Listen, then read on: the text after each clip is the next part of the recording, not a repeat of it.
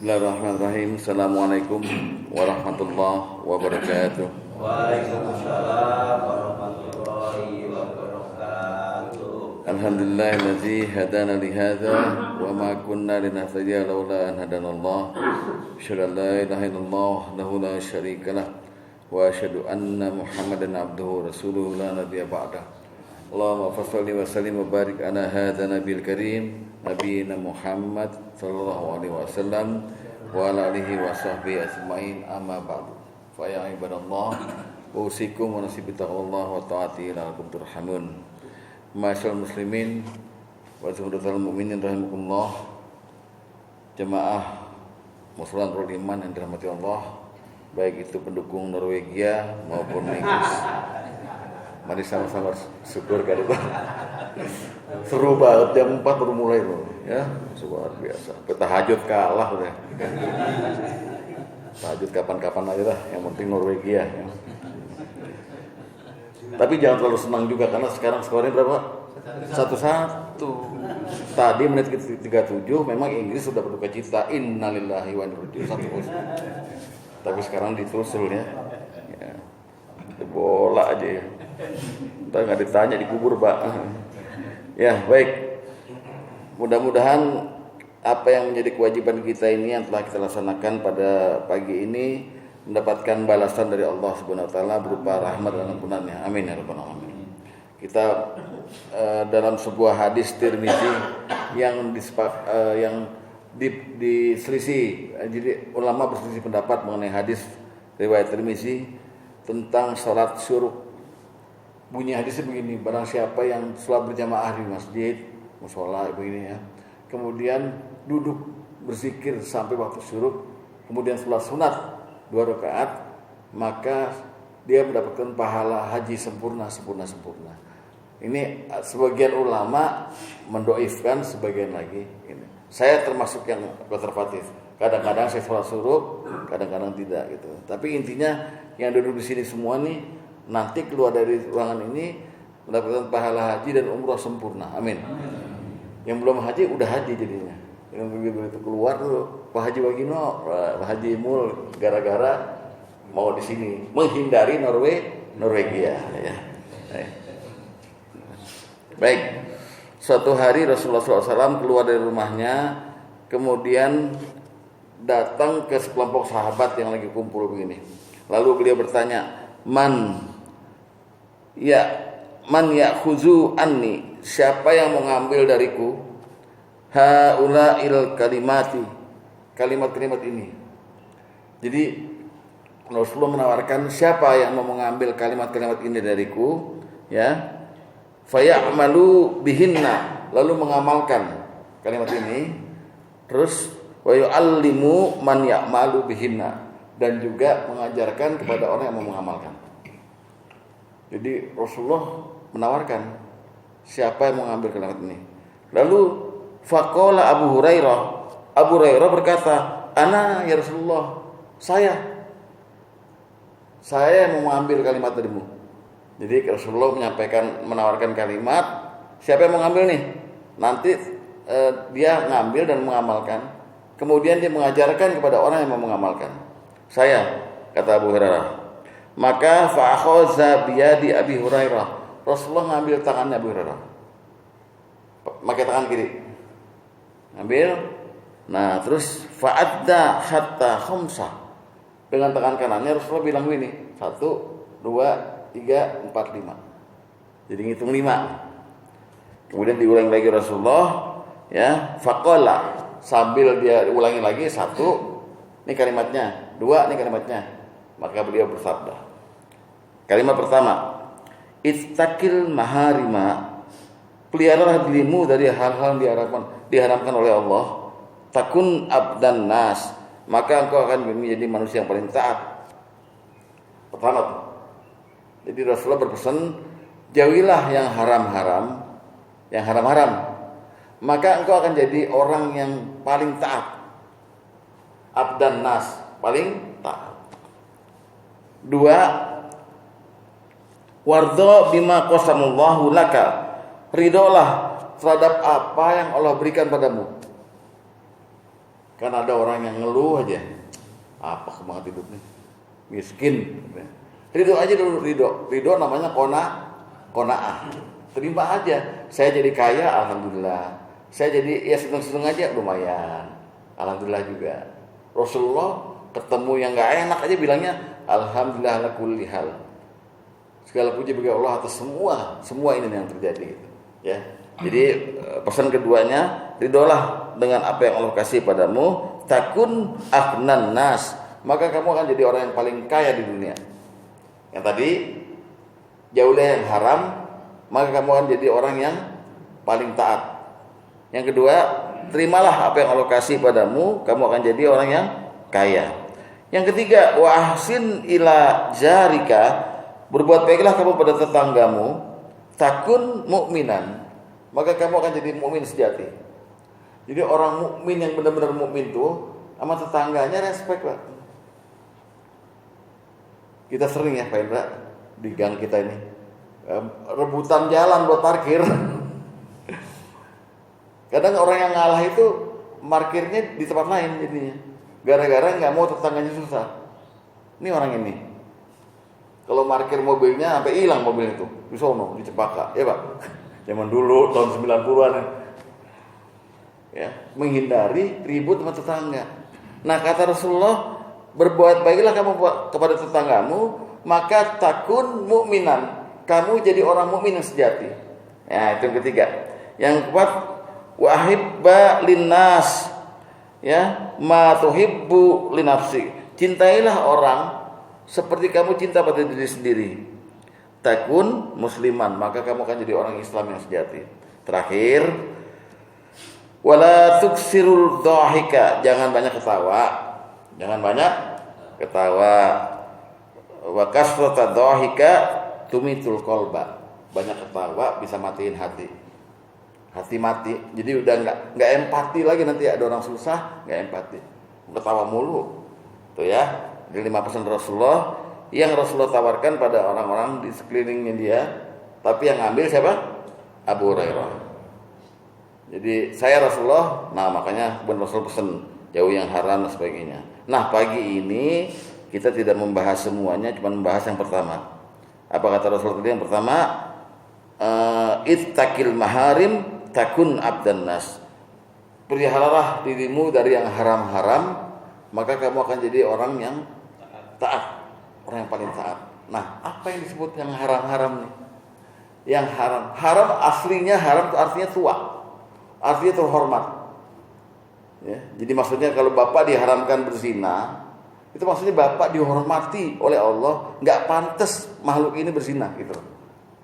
Tapi haram dalam pengertian fikih, jika dilakukan berdosa dan Allah marah, ujungnya neraka.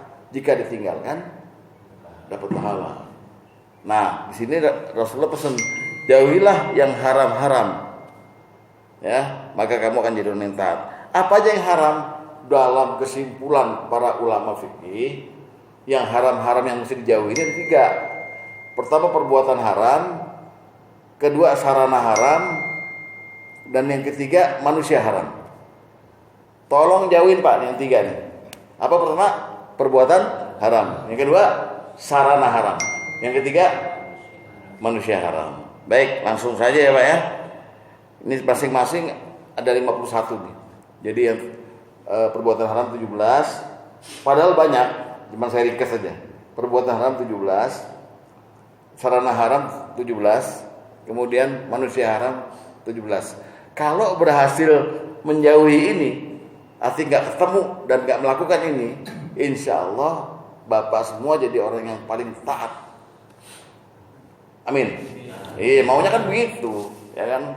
Karena malaikat nanti waktu jemput kita, malaikat maut nih, ngelihat kita hidupnya taat apa enggak.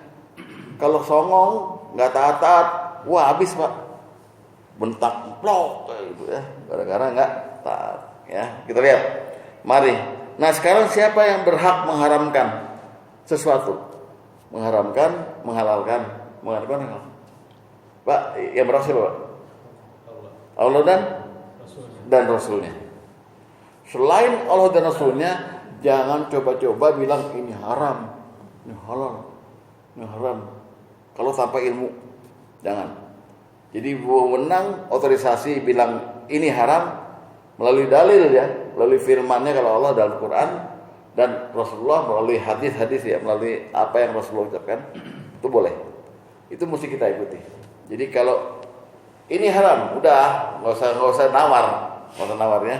Jadi itu ada dalam Quran. Kata dalam hadis dulu ya. Kata Rasulullah, man qara al-Quran ya wastahfazu, barang siapa membaca Quran kemudian dia menghafalnya. Nah ini fa ahalla halalahu wa harrama haramahu. Kemudian dia setuju dengan apa yang Quran halalkan, setuju dengan apa yang Quran haramkan, maka dia akan masuk surga Allah. Jadi maksudnya Quran itu mengharamkan itu Allah. Allah bicara melalui firman-Nya, ini haram, ini halal. Itu pertama. Yang kedua, Rasulullah sendiri diberikan wewenang oleh Rasulullah, oleh Allah melalui surat Al-A'raf 157. Kata Allah, Rasulullah itu nabiul ummi, nabi yang ummi, yang salah satu sifatnya adalah wa yuharrimu alaihimul khabisa. Dia mengharamkan sesuatu yang jelek-jelek.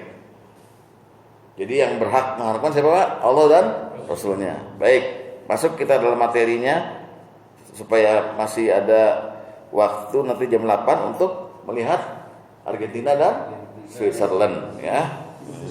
Jam 8. Iya. Itu depan udah gelisah aja nih orang yang suka bola nih. Kapan kelar ini ceramah gitu ya. Lewat nih Ustaz. Baik. Marilah kita lihat rincian dari perbuatan haram yang saya bilang 17 tadi. Ya, Bapak tinggal lihat di Quran aja. Saya sebut ayatnya dan saya sebut suratnya dan ayatnya, nanti tinggal lihat. Dan juga di hadis-hadis tadi ya. Pertama, 10 pertama. Ini bisa kita lihat dalam surat Al-An'am 151 sampai 153. Bunyi atasnya ya, depannya begini. Qul, katakanlah Muhammad, ta'alau atlu ma harrama rabbukum alaikum. Marilah sini, kata Rasulullah. Jadi Allah memerintahkan Rasulullah ngomong begini, Mat, bilang sama orang tua dia mantu, mari sini kemari, saya bacakan hal-hal yang Allah haramkan atas kamu. Jadi ini jelas Allah haramkan, harrama alaikum. Saya bacakan. Apa itu? Sampai 153 Al-An'am yang diharamkan Allah ada 10. Pertama syirik. Syirik itu menyekutukan Allah dalam berbagai bentuknya, Pak. Ini kalau dibahas nggak habis-habis, Pak. Ya, syirik. Ya Bapak tahulah, yang paling besarnya syirik itu mengadakan Tuhan selain Allah, menyembah yang bukan selain Allah. Di saat mana dia berstatus Islam, kemudian dia itu percaya dengan kekuatan lain selain Allah. Itu yang paling besar. Syirik yang paling kecil itu riya. Itu syirik paling kecil. Jadi ada melakukan sesuatu kepengen dipuji oleh manusia, ada syahwatan khafiyah. Syirik paling kecil. Jadi ntar itu dibahasnya nanti di bab lainnya. Pertama syirik. Kedua durhaka kepada dua orang tua. Ini yang saya sebut ini yang haram-haram Pak ya. Kalau Bapak pernah melakukannya, saat ini juga langsung astagfirullahaladzim wa atubu ilaih. Ya, jadi masing-masing aja, nggak usah angkat tangan. Saya pernah Ustaz, astagfirullah, jangan gitu ya. Tapi di resapi aja sendiri. Nomor 2. Nomor 3, membunuh anak karena takut miskin. Ini dulu zaman Nabi begitu. Orang bikin anak terus ya. Enggak ke bidan, periksa KB, pasang spiral enggak. 10, 20. Tiba-tiba dia lihat, wah, gue punya gaji cuma segini nih. Anak banyak, enggak bisa dikasih makan. Maka yang 2 dikubur hidup-hidup. Dibuang kemana sampai mati gitu loh. Ya, itu dosa nomor 3, haram. Nomor 4, mendekati perbuatan keji atau fahisyah. Fahisyah ini dalam bahasa Quran perbuatan keji, dalam bahasa fikih zina. Zina dalam berbagai bentuknya, mulai zina kemaluan yang hakiki maupun zina mata, zina mulut, zina segala macam. Ya, tuh. Nomor 5, membunuh jiwa yang tidak boleh dibunuh. Apakah dalam Islam ada jiwa yang boleh dibunuh? Ada. Jadi penguasa Islam itu berhak melakukan pengambilan nyawa atau membunuh orang-orang yang memang diperintahkan dibunuh. Satu orang murtad, dua orang yang dengan seksual menyimpang. Jadi ketangkep tangan dia lagi begitu nih, homo nih, bunuh. Tapi jangan sembarang bunuh dan bukan sembarang orang yang boleh bunuh. Ada yang diberikan wewenang itu, ya. Nah ini keharamannya adalah membunuh jiwa yang nggak boleh dibunuh. Ya, kita cerita mau ambil harta orang, kita rampok, kita bunuh gitu, nggak boleh, ya, haram. Kemudian nomor 6, makan harta anak yatim. Bapak jangan kira, mungkin bapak bilang begini, saya nggak pernah ketemu anak yatim seumur hidup. Belum tentu. Misalnya kita punya kakak atau adik, dia punya anak, lalu tiba-tiba orang tuanya, adik kita atau kakak kita itu meninggal, lalu nggak ada yang ngurus hartanya, kita yang ketempuan ngurus hartanya, tergoda kita makan harta anak yatim juga tuh. Ya, paham ya? Ini banyak kasus yang terjadi. Kemudian nomor 7, curang dalam berdagang. Curang dalam berdagang. Ibu-ibu nih kadang-kadang bukan dia yang curang dagang, sebagai pembeli curang. Bang, somai. Udah, kol 2. Somai 3, tahu 1. Abangnya yang ngambilin. Abang motong. Begitu mau kasih bumbu, nih ibu ngambil garpu. Tambahin. Curang gak? Pak, curang gak? Curang. Harga yang dibayar tidak sesuai dengan barang yang didapat. Walaupun ridho tukang somainya, pasti gerutu. Maling dasar gitu, ya. Itu contohnya. Atau di pom bensin, atau taksi dulu, zaman taksi masih argonya argo kuda ya namanya Pak Hendra ya. Argo yang curangin. Curang dalam berdagang. Dan Rasulullah pernah jadi pedagang, membawa kain milik Khadijah, calon istrinya tuh, ke Syam, berangkat dengan Maisaroh, asistennya Khadijah. Maisaroh ini laki-laki Pak ya, berangkat. Kesaksiannya Maisaroh, Rasulullah tuh buka dagangannya Khadijah, ditanya harganya berapa nih kain nih. Rasulullah jawab, ini dari Khadijah saya ngambilnya 5 real, misalnya gitu ya, 5 real. Semuanya rata-rata 5 real, tapi yang ini jangan 5 real, ini 3 real. Kenapa? Robek. Jujur. Akhirnya orang yang beli itu, yang nanya itu, saking kagumnya sama kejujuran Rasulullah, kok dia nggak nyembunyiin gitu. Maka semua dibeli, diborong, saking kagumnya sama kejujuran Rasulullah. Tapi sebaliknya, Rasulullah pernah setelah jadi Nabi, pernah inspeksi ke pasar Madinah. Terus dia sampai depan pedagang gandum. Lalu dia masukin tangannya, Rasulullah masukin tangannya ke dalam. Rupanya gandumnya basah. Maka dia tanya, ya sahabat ta'am mahadha, ya rajul mahadha, apa ini? Apa yang kau jual ini gitu? Lalu yang ininya bilang, asbahuma ya Rasulullah, tadi malam hujan ya Rasulullah. Jadi gandum saya kehujanan, maka saya taruh yang gandum basah di bawah, gandum kering di atas, supaya nggak kelihatan. Maka Rasulullah berkata, afala taj'alu an afqahu fawqahu ayyakharun nas. Kenapa kamu nggak taruh yang bawah yang basah semuanya begitu, dan kamu bilang sama orang-orang, maaf kan saya basah, harganya turun nggak apa-apa, yang penting saya jual. Kenapa kamu nggak jujur? Maka Rasulullah bilang, man ghasyana falaysa minna. Siapa yang menipu kami, bukan golongan kami. Tegas. Jadi yang haram yang nomor 7 tadi, curang berdagang. Nomor 8, berkata zolim. Yang kemarin tuh, bentak-bentak, dusta segala macam. Nomor 9, melanggar janji. Sama yang kemarin. Nomor 10, mengikuti jalan selain Islam. Ini semua haram. Oke, langsung aja Pak ya.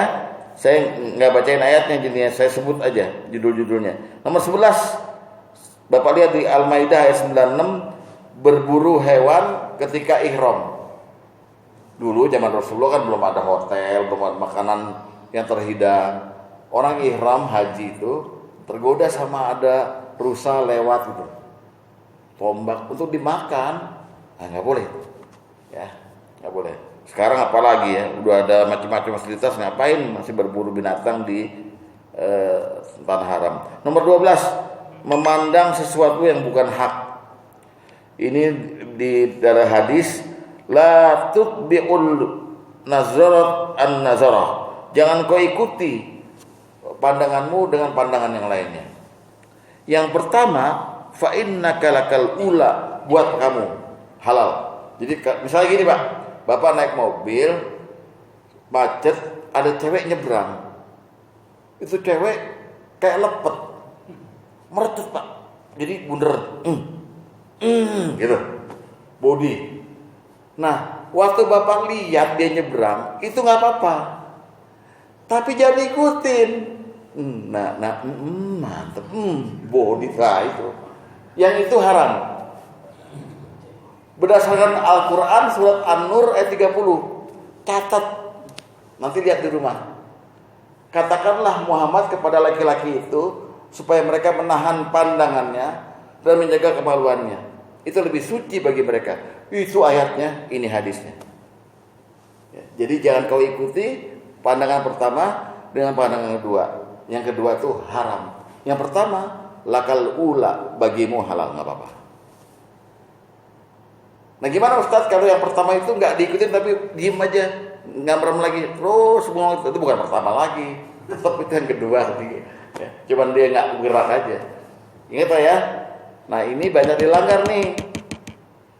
Terutama kalau ke mall nganterin istri waktu belanja lebaran. Istri di depan milih pakaian, kita di belakang ngobrol sama SPG-nya. Neng, nomor WA nih, ya enggak? Sambil lihat, mantep banget. Gitu ya. Jadi ini tahan. Ya, ini banyak pelanggaran nih yang haram-haram. Nomor 13, berjudi. Dalam bentuk apapun. Ya, kata Omai Rama, uang yang pas-pasan, karuan buat makan ya, Andre. Itu cara sehat terjadi. Ya, jangan sampai berjudi, Pak. Dalam berbagai bentuknya. Pak, bentuk paling ringan dari judi di Jakarta dulu, orang di Jembatan Semanggi ngitung bajai. Coba nih gue hitung 1 jam bajai ada 200 nih. Kalau dia menang, dia dapat duit. Dulu begitu. Sekarang nggak ada yang begitu ya. Apalagi di sini nggak ada yang tukang judi kan? Nggak ada. Tapi di komplek ini masih ada judi. Pono depan. Ya. Walaupun bapak-bapak nggak ikut lagi sekarang. Ya Pak Haji aja ya. Depan masih ada ya. Alhamdulillah. Nomor 14. Dikatakan perbuatan dosa secara keseluruhan. Itu haram. Dari mulai dosa kecil sampai dosa besar. Jadi mikir sendiri lah Pak. Dosa itu kata Rasulullah definisinya sesuatu yang kira-kira kalau kita lakukan kita nggak pengen orang lain tahu. Dan kalau kita lakukan terus, kita merasa bersalah, itu dosa. Udah ini sendiri aja dah masing-masing. Kalau saya sebutin panjang soalnya. Jadi dosa, sesuatu yang kalau kita lakukan, kita nggak pengen orang lain tahu. Dan kita merasa bersalah melakukannya. Itu dosa. Ya. Kemudian nomor 15, melanggar hak manusia. Ini maaf nih. Barangkali kita pernah melakukan atau kita pernah jadi korban. Ujuk-ujuk ada orang datang ke rumah kita dipukul. Wah, itu melanggar hak tuh. Karena orang Islam terhadap Islam lainnya, darahnya, hartanya, kehormatannya haram. Gak boleh kita langgar. Kalau Bapak sampai sempat jadi korban, maka berarti Bapak orang itu punya utang. Punya utang maaf. Kalau yang mukul gila, orang gila nggak diadili di hari kiamat. Asal gilanya dari lahir ya. Kalau gilanya stres lain lagi. Ya, gila dari lahir. Kalau gilanya stres, orang gila seperti itu nanti di hari kiamat akan berada di Al-A'raf, tempat yang tinggi antara surga dan neraka. Ya jadi panitia aja, ya, buku tamu, ya kan, ngasih souvenir gitu. Terus nomor 16, ngomong soal Allah tanpa ilmu. Allah tuh begini, tapi nggak bisa jelasin. Itu nggak boleh, haram. Ya. 17, mencari rezeki dengan cara-cara riba. Oh, ini mau kalau dijelasin panjang ya, tapi saya sebutin aja. Udah, itu 17 perbuatan haram yang mesti dijauhi. Sekarang 17 sarana haram. Nah, kita lihat. Yang dimaksud dengan sarana adalah apa yang kita makan dan apa yang kita pakai. Oke. Nomor 1, kan ada dalam ayat itu Al-Maidah, hurimat alaikumul mayyita waddamu walahmul khinzir wa ma uhilla li ghairillah. Diharamkan atas kamu mayyita, bangkai. 1, bangkai. 2, darah, waddamu walahmul khinzir, daging babi. Ini nggak boleh semua nih Pak. Tapi bagaimana Ustadz kalau nggak sengaja? Nah ini dia. Perlu kita kehati-hatian dalam suatu daerah yang diperkirakan oleh kita memang nggak ada orang Islamnya. Kayak Bapak ke Hong Kong tuh, mau jangan beli mie ayam, bohong tuh, mie babi itu. Ya. Di Hong Kong jarang sekali makanan halal. Ya kalau kita nggak cari. Ya. Kemudian di daerah-daerah sini, misalnya Manado segala macam, hati-hati. Ya. Di Bali aja warung Padang rendangnya rendang babi. Ya kan, begitu. Hati-hati. Jadi bangkai, darah, daging babi dan hewan yang disembelih nggak pakai nama Allah, bengong aja atau pakai nama lain. Ya, nggak boleh. Terus lihat lagi nih. Nomor 5, hewan yang mati tercekik. Misalnya ginilah, ada banteng atau sapi ngamuk, lalu dia nabrak pagar besi, kepalanya nyangkut, dia nggak bisa napas, kecekik kan? Itu kalau dia udah mati, jangan dimakan dagingnya. Hah? Haram. Hewan mati terpukul, tabrak mobil atau apa ya? Hewan jatuh dari jurang, dari jembatan. Hewan ditanduk, dia berantem terus mati. Hewan diterkam binatang buas, ya misalnya macan makan rusa, terus rusanya mati, nggak boleh kita makan. Terakhir nomor 10, hewan disembelih untuk berhala. Ini banyak nih. Kalau Bapak ke Bongpai itu kuburan Cina. Kan ada sajen tuh, segala macam. Ada daging-dagingnya jadi makan, walaupun enak, ya. Lalu hewan buas bergigi taring, dari hadis nih. Hewan buas yang punya taring. Lalu 12, keledai jinak. 13, burung berkuku tajam. Burung nggak ada kukunya nggak apa-apa. Tapi burung elang, burung garuda itu nggak boleh dimakan, ya. Apalagi garuda, ntar Prabowo tersinggung. Lambang negara nih, main makan aja loh, ya. 14, kodok dan buaya. Jadi semua yang di air itu halal kecuali kodok dan buaya, ya. Nah di Cirendar tuh Swike Purwodadi, ya kan, enak tuh di semur ya Pak. Ada kakinya begini ya, kita itu kodok tuh jadi makan ya. Nomor 15, khomar. Khomar tahu? Minuman keras. Rasulullah bilang suatu saat nanti umatku akan menamakan khomar dengan ribuan nama. Terbukti kan? Topi miring, orang Manado air kata-kata, apa lagi? Orang Batak mi inum matuak mi tuak, macam-macam semuanya. Tapi intinya itu khamar, itu haram. Kemudian nomor 16-nya dan 17, nomor 16-nya pakaian sutra buat laki-laki, pakaian sutra. Jadi kalau ada baju koko, kok cakep nih, mengkerdap-kerdap nih, sutra, itu haram dipakai oleh laki-laki ya. Oleh perempuan nggak apa-apa. Juga emas. Kan Bapak lihat kan ada penyanyi dari The Mercy atau Charles Tegalung tapi yang pakai kalung emasnya segede gaban begini. Jangan bangga, itu haram. Ya nggak boleh laki-laki pakai emas ya. Memiliki emas nggak apa-apa. Tapi juga kenapa? Ya kalau itu mau jaksa jam peso saya punya masalah. Itu masalah itu. Mau punya emas 4 kilo. Heran saya tuh.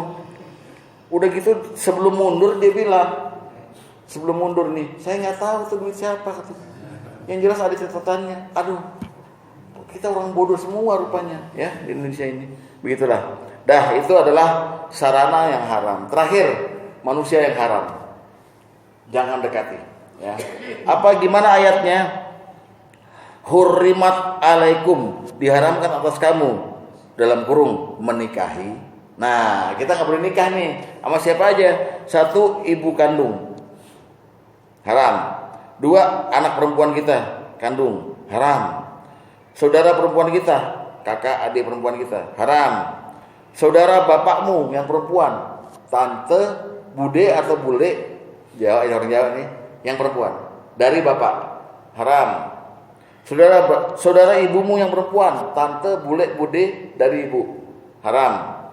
Anak perempuan dari saudara-saudaramu yang laki-laki. Jadi ponakan kita. Kita punya kakak atau adik laki-laki, punya anak perempuan, nggak boleh kita kawinin. Haram. Terus anak perempuan dari saudara-saudara perempuanmu yang perempuan, ya, ponakan juga ya dari saudara perempuan. Nomor 8, ibu-ibu yang menyusui kamu. Sempat kita disusuin sama ibu lain, maka ketika kita udah 5 sedotan, ya, itu diperkirakan dalam Islam itu jadi daging, jadi darah kita. Ibu itu haram. Ketemu nanti nih sama kita, baik dia maupun dia punya anak perempuan. Karena berarti kita sama anak perempuannya saudara sesusuan. Di sini nih ada nih. Dan saudara perempuan sepersusuan kamu, nomor 9. Nomor 10, ibu-ibu istrimu. Mertua. Itu ada filmnya tuh, yang main siapa ya? Wulan Guritno ya? Enggak ada yang nonton, alhamdulillah. Saya pancing enggak ada yang nonton. Apa malu kali ya? Nomor 11, anak-anak istrimu yang dalam pemeliharaanmu dari istri yang telah kamu campuri. Jadi bapak nikah sama janda punya anak perempuan. Kalau janda ini bapak nikahin, tahu-tahu udah bapak duhul tuh artinya bapak jima, plus gitu. Maka anak perempuannya sekitar itu nanti kalau misalnya bapak cerai nih sama ibunya, haram. Tapi kalau ini belum bapak campuri, bapak nikahin, mati dia, nah bapak halal sama anak perempuannya.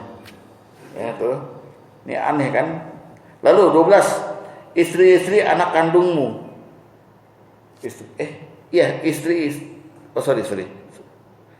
Istri-istri. Ya benar. Menantu. Ya, menantu. Ini gawat nih kalau menantu serumah nih biasanya. Terus dan nomor 13, menghimpun dalam satu perkawinan, dalam menghimpun 2 saudara dalam satu perkawinan. Jadi saya nikahin kakaknya, nikahin pula adiknya, nggak boleh. Ya, ini haram tuh, dibilang haram soalnya. Kemudian nomor 14, haram menikahi wanita yang bersuami.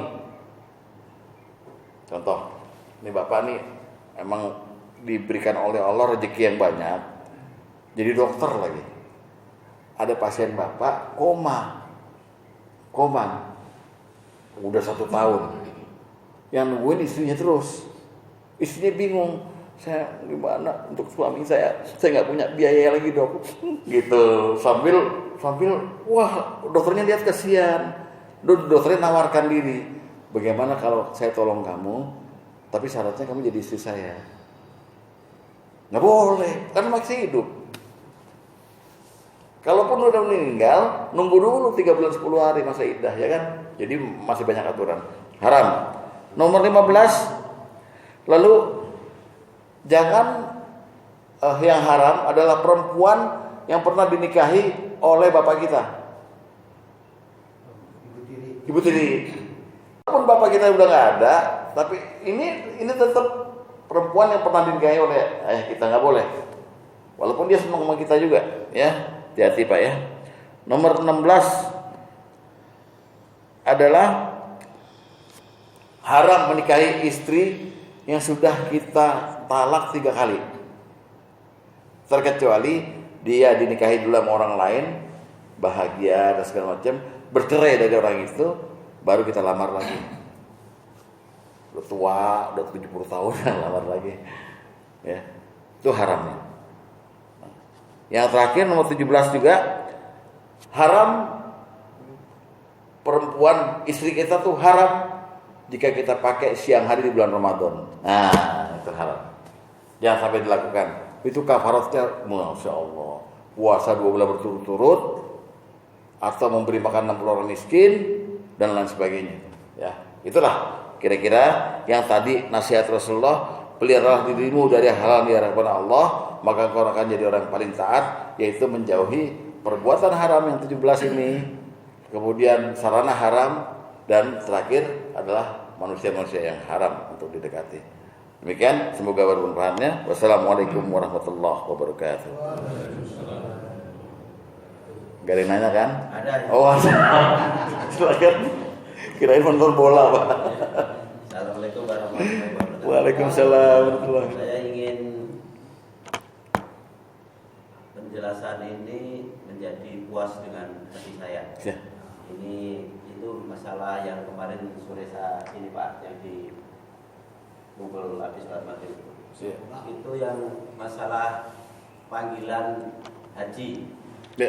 Nah, kemarin saya ngobrol itu terus terang aja, saya bilang Pak Haji diam mentang-mentang, jangan dipanggil saya haji. Haji itu kalau panggil saya haji itu dosa, terus itu riak, dosa apa tuh? Haram kecil dan riak.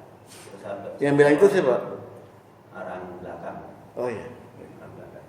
Terus ini pokoknya yang haji itu sebetulnya yang habis menunaikan ibadah di Makkah, nah itu baru haji, bukan haji.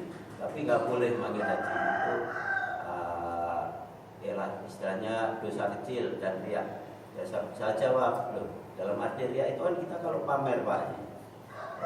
Iya waktu itu nggak boleh itu. Tapi kan saya menghormati Bapak kan Haji, ya saya manggil Pak Haji.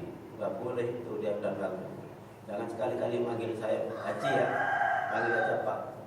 Nah itu hukumnya gimana itu Pak? Itu panggilan masalah haji itu apa istilahnya memang nggak boleh atau riak itu tadi. Baik. Padahal kita kan menghormati istilahnya. Iya. Itu yang Baik, Pak. jelasin. Baik. Jadi panggilan-panggilan ini misalnya panggilan kemuliaannya Syarif, Habib, Haji, Datuk, apalagi banyak Kiai segala macam itu. Ya. Adat Pak. Adat istiadat. Di Mbak Minang aja itu kalau lagi pembawa acara menyampaikan di sana sadonyo nini mama cerdik pandai segala macam ya haji disebut Malaysia Brunei semua gitu semata-mata menghormati orang dengan keilmuannya, orang dengan kewibawaannya gitu yang dituakan. Jawa pun begitu kan, poro sepuh, pini sepuh, aji sepuh, ya kan, disebut-sebut semuanya gitu. Nah, intinya itu adat istiadat. Nah, adapun yang dia lakukan itu di sudut pandangnya berbeda nih. Orang yang tadi deh. Sudut pandangnya dari orang yang dipanggil. Takut kalau saya dipanggil haji tapi saya nggak mabrur, nggak bisa menampakkan haji saya dengan baik di hadapan orang banyak, saya jadi riya atau saya bangga gitu. Wah, gue udah naik haji. Orang kayak gitu ada Pak? Saya kira nggak ada Pak. Kalau saya dipanggil haji itu senangnya kenapa? Berarti ini ujian buat saya. Saya buktiin saya mabrur apa kagak itu. Karena menurut Rasulullah, selain beliau bilang begini Rasulullah ini, al-hajjul mabrur laisa lahu jazaa'un ilal jannah. Dari sudut pandang Allah dan Rasulnya, haji mabrur itu nggak ada balasannya kecuali surga. Satu. Tapi Rasulullah nerangin lagi, ciri-ciri haji mabrur ini yang orang nggak banyak tahu hadisnya. Setelah sampai di tanah air dari Mekah, itu manfaatnya luar biasa untuk orang lain. Melalui hartanya, melalui ilmunya, melalui ucapannya, melalui gerak-geriknya semua. Satu. Yang kedua, haji itu banyak memberi makan. Istilahnya banyak sedekah. Banyak memberi, banyak meminjamkan, banyak punya dia enggak sayang-sayang. Karena dia ngerti betul tuh. Nah, jadi panggilan haji buat orang-orang yang mabrur malah harus supaya menjaga dia. Sama Pak Tarjo, kalau Bapak mau jaga diri dari hal-hal yang diharapkan Allah, ke kantor pakai pici. Insya Allah beres kita. Masa kita mau ngodain cewek lagi, neng mana neng, nyolek sambil pakai pici gitu. Kan kita jaga, ini jaga nih. Atau kita wudhu setiap saat. Nah jadi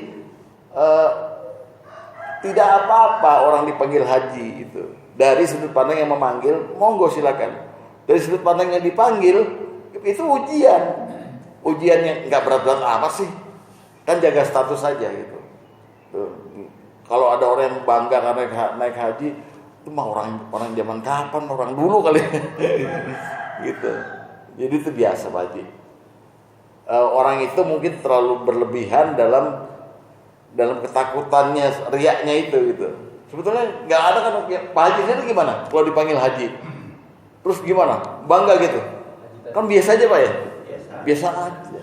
Jadi itu adat istiadat, panggilan untuk orang-orang yang lebih kita hormati. Gitu. Nggak ada masalah, ada hukumnya. Ya, mudah-mudahan puas Pak ya. Puas, makasih. Baik. Ada lagi Pak? Baik Pak. Tadinya saya mau tanya Kan kemarin ada ipar adalah maut, yang main siapa? Nah, film keduanya yang persis itu mertua apa itu ya? Mertua idaman ya. Itu kan Wulan Guritno yang main. Kan Bapak yang kasih tahu sama saya. Gimana Pak? Gini Pak Haji, kalau kita di daerah yang banyak non-muslimnya, Ya. kemudian kita kan nggak tahu persis ya itu Makanannya, ya.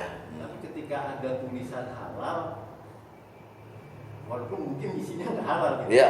kita makan itu Nah. gimana? Kata-kata walaupun isinya nggak halal itu keraguan. Maka Rasulullah bilang, dak ma yaribuka ila ma la yaribuk. Ambil yang tidak ragu, buang yang ragu. Kalau kita tidak ragu nggak apa-apa. Nggak apa-apa. Apalagi udah lihat halal, maka kita husnuzon. Oh dia halal. Gitu aja. Memang agak sulit Pak. Makanya kemudian ada beberapa orang juga teman saya yang di daerah kafir, akhirnya hanya makan roti gandum, seadanya aja gitu, atau mie instan. Di Korea aja mie instan ada minyak babinya kan. Saya pernah gitu Pak, Iya. makan telur sama roti aja pulang ke sini tipes. Iya pasti lah. Telur rebus sama roti. Di Amerika steak itu nggak ada yang beef, nggak ada yang sapi ya. Jadi kalau Bapak ke Kenny Rogers steak steak itu yang dari sana, kecuali Abuba yang punya Pak Abu Bakar kan. Nah ini semua steak itu dari ini pork babi. Ya. Emang enak sih ya kan. Katanya yang enak babi itu bagian kukunya sama congornya tuh. Katanya, saya mah belum pernah Pak ya. Dia curiga terusan di mana makannya gitu. Di Manado. Gitu Pak Tri. Jangan ragu kalau soal makanan gitu. Sekalipun itu nggak halal ya. Nah makanya tadi kan Pak Tri pertanyaan gini Pak. Dia di daerah yang non muslim, muslimnya sedikit. Kemudian dia ke restoran. Ada tulisan halal, tulisannya. Jangan dikomain tuh halalnya. Walaupun ini mungkin nggak halal. Nah kalau itu ragu-ragu. Saya katakan tadi hadisnya, dak ma yaribuka ila ma la yaribuk. Ambil yang tidak ragu, buang yang ragu. Kalau ragu, jangan jadi. Makan rumput aja Pak, nemuin pun. Kalau nggak ragu berarti kita makan pun halal. Halal. Kalau nggak ragu. Walaupun itu babi. Ya bu, itu walaupun ya. Kita kan nggak tahu. Berarti Bapak nggak puas ngerjain saya. Kan pakai walaupun lagi kan. Ini Pak Haji curangnya begitu kan. Walaupunnya lagi ditambah lagi. Ada lagi Pak? Pak Indra berarti. Oh, udah jelas beliau. Baik, kalau udah nggak ada, mari kita sama-sama tutup dengan membaca kafaratul majlis. Subhanaka Allahumma wa bihamdika asyhadu an la ilaha illa anta astaghfiruka wa atubu ilaik. Wassalamualaikum warahmatullahi wabarakatuh. Waalaikumsalam.